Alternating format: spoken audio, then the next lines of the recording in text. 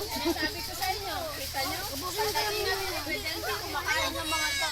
Ngayon nakita kayong kumakain ka pa. Mga second batch ng party celebration ni Ma'am Sky.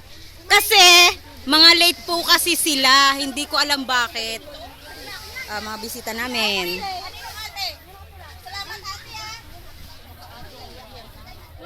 Takaw talaga ni Munti, oh.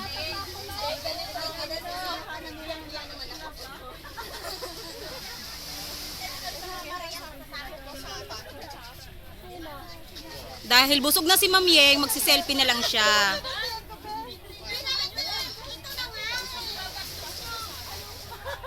Si Ma'am Rina, oh, tingnan mo.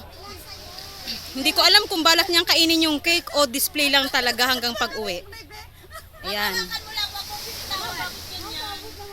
Ma'am Rina, kulang po action ng toppings niyan.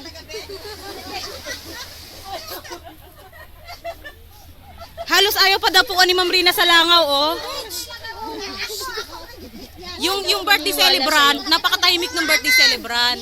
Kasi yung cake niya nandun kay Ma'am. Guys, attention please! Ang tahimik namin kanina, wala kayo ah. Uy! Tahimik namin. Ano yung sa inyo? Ang nasa inyo namin. Ay, Hi, Bern. sobrang tahimik. Alam niyo kung Hi, Jules. tahimik? Kasi nag-aagawang kayo ng pagkain. Kunyari sikreto lang para hindi masyadong halata. Yung iba dyan mo, tingnan walang ganang kumain. Iwan ba?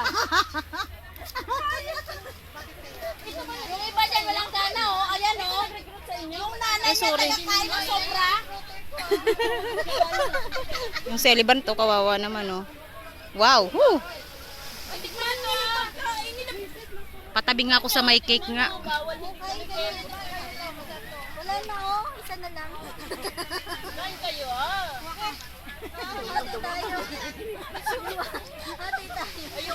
Papangos ang ilong mo. Yan, mga late kasi sila, kaya yan naghahabol sa ano. Ay kumain niya. Oh, kaya hindi ka na nakapunta sa ano mo. Si Sir Noel, oh. Ang lonely Mr. Lonely, oh.